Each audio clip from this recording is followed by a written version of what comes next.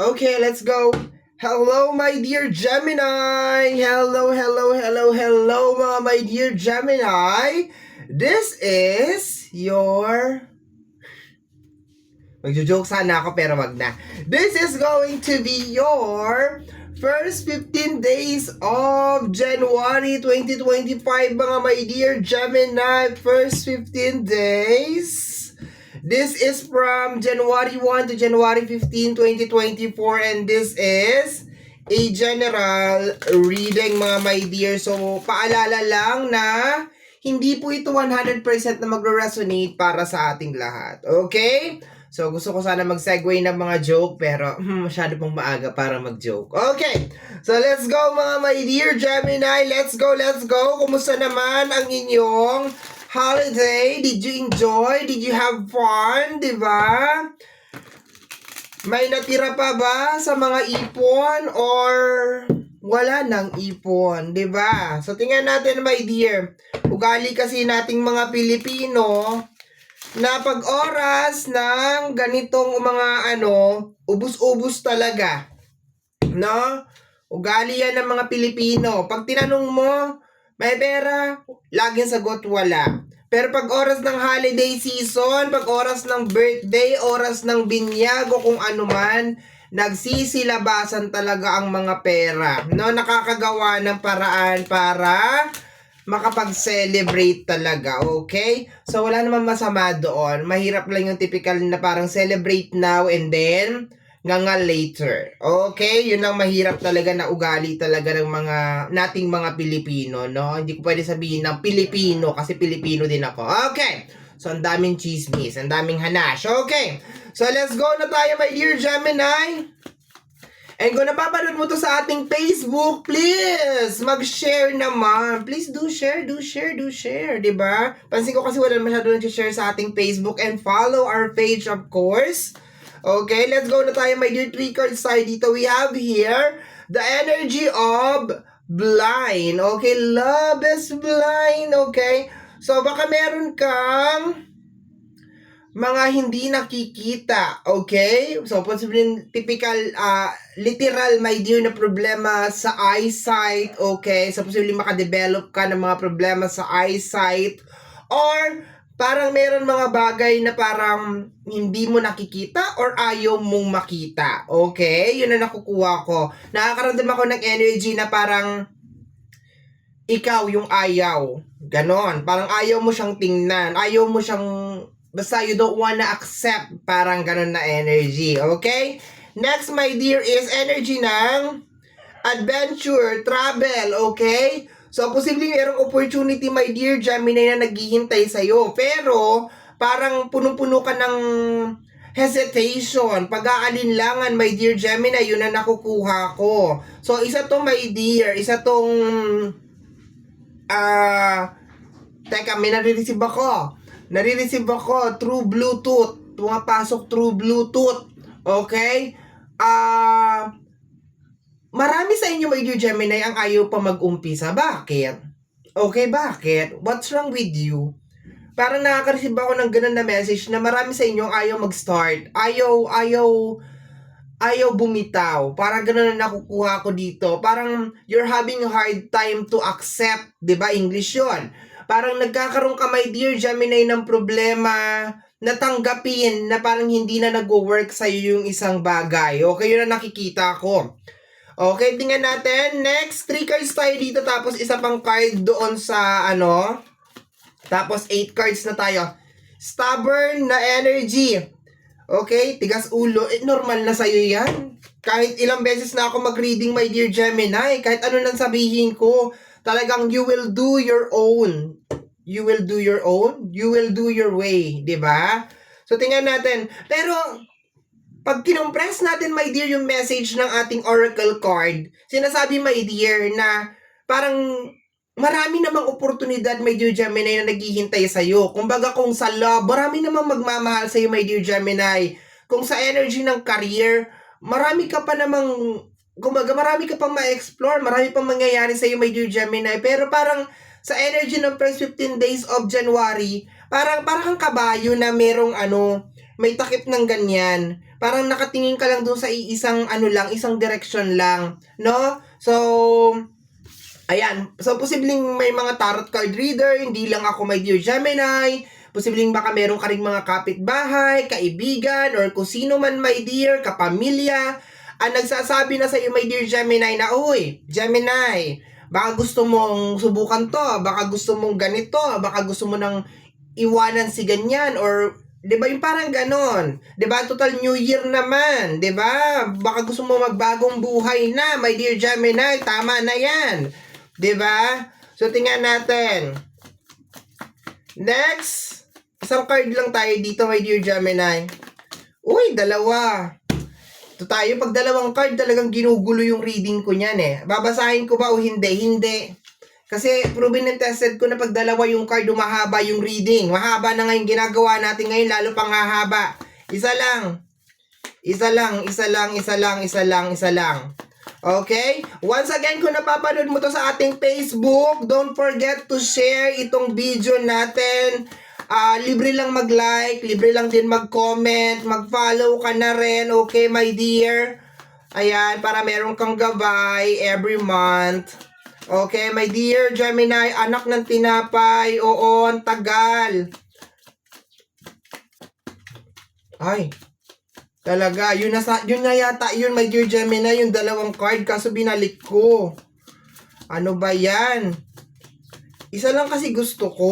Kasi pag dalawa-dalawa, minsan more than, pag hindi ko sinusunod yung rules na sinabi ko, kunyari 3 card dito, 1 card dito, 8 card doon, pag hindi ko sinusunod yun, humahaba yung reading. O, di lalong humaba. 2 card talaga, my dear Gemini. 2 card talaga. Wala tayong magagawa. I want to feel that way again. Okay? You want to feel that way again. Yung yung dating connection nyo, yung dating pagmamahalan nyo, gusto mo maramdaman ulit? Bakit? Nanabang na ba siya? Hindi na ba siya kagaya ng dati? Okay? My dear, mahirap na kung partner mo tong pinag-uusapan natin, kung tao itong tinutukoy dito, my dear Gemini, mahirap na pilitin natin, uy, mahalin mo ako ulit. Uy, ako na lang ulit. Ako na lang ulit piliin mo. Mahirap, my dear. Okay? So, once again, baka ito yung tip. Ito, my dear, yung energy na pinipilit mong talikuran or pinipilit mong ayaw makita. Na baka hindi ka na talaga niya mahal. Or baka hindi mo na talaga mararamdaman yung ganun na feeling again. Or kung gusto mo maramdaman yung ganun na feeling, baka kailangan mong lumabas sa comfort zone mo, di ba? Kunyari, gusto mong maging mayaman ulit or gusto mong mabili lahat ng mga gusto mo pero takot ka naman lumabas sa comfort zone mo, takot ka naman mag-apply, 'di ba? Parang sinasabi dito, my dear, get out of your comfort zone. Kung hindi na pinaparamdam sa iyo ng isang tao yung feeling na yun, yung pakiramdam na yun, my dear Gemini, huwag mo nang hintayin, huwag ka na magmakaawa, uy, mahalin mo naman ako ulit. Ay, kawawa ka, my dear Gemini, 'di ba? I want to feel that again. I wish things could be different. My dear, wish na lang to, 'di ba? Mayroong point yung card, bakit dalawa siya? Nag-wish, ayaw mo talagang tanggapin, my dear Gemini. Okay? Once again, my dear Gemini, walang masyadong ganap ang first 15 days of January. Walang masyadong ganap kasi it's your choice. It's your choice. It is your decision. It is lady's choice. Okay?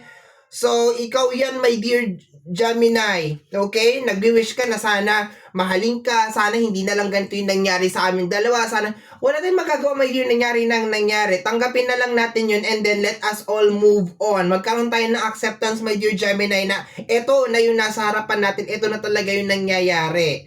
'Di ba? And kailangan nating tanggapin kung ano man yung nangyayari na yun. Hindi natin siya pwedeng takpan at gawan ng kung ano-ano man na eksena. So, yun. Okay? Tigas pa naman ang ulo mo. Okay, so let's go tayo, my dear Gemini. Ayan. 8 cards lang tayo dito, my dear. My dear Gemini, what is this? We have here the 10 of Swords. Kita mo? It's over, my dear Gemini. It's over. Kung ano man tong kinakapitan mo, it's over. It's about time, my dear, na i-embrace mo 2025 na. Okay? 2025 na. Okay? And you wanna feel that way again, pero ano magagawa natin kung ayaw ipadama sa'yo ng tao na yun? Yung gusto mo maramdaman. 'Di ba? You wanna feel that way again, pero ayaw mo umalis sa comfort zone mo. 'Di ba? Tingnan mo, that is the Ten of Swords.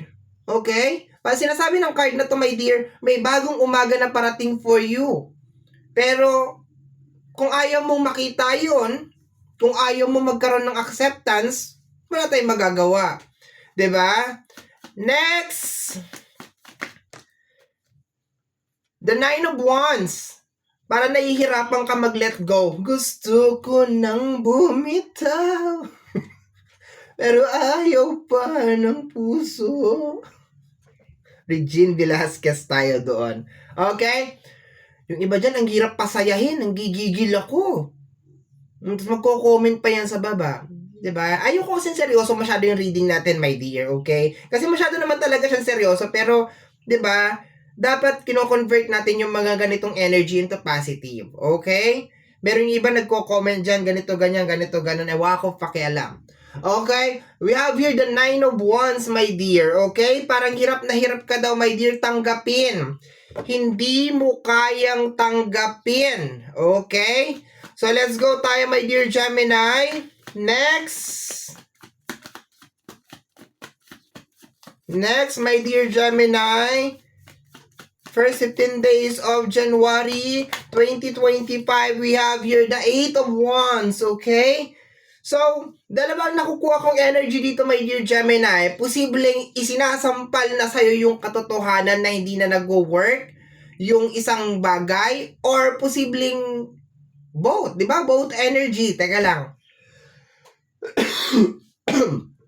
Kati pa rin na nalamunan ko. Excuse me po. Okay?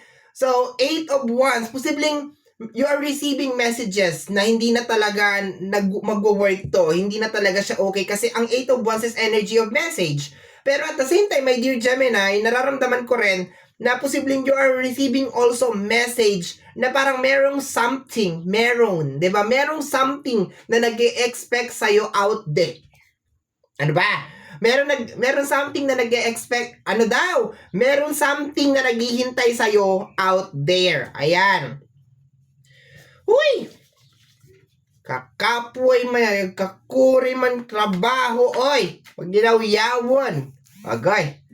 Okay, so we have here another 9 of Cups, okay? Pakiramdam ko talaga, my dear, merong something na naghihintay sa'yo, no? Kung ano man yung dinidesire mo, if you are desiring, if you are looking for love, if you are looking for magandang buhay or something, I can feel, my dear, na pwedeng mangyari.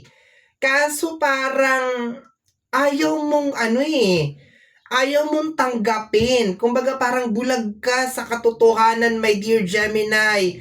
And nandun ka pa rin sa momentum. Nandun ka pa rin sa moment, my dear Gemini, na you are expecting patroniums. Harry Potter, petroleum. Ano yun? Petroleum? Okay. Nandun ka pa rin, my dear, sa moment, my dear, na nag-e-expect ka na magiging okay pa lahat, na mamahalin ka pa, na maibabalik pa ulit yung dati, parang hindi naman na. Diba? Next is the energy of the Three of Swords. Kita mo? Dapat nga hindi na ako nagsalita, nilatag ko na lang yung mga cards eh. Diba? Kasi hindi na talaga siya magbo-work, my dear Gemini. Bakit kasi? Tigas ulo mo.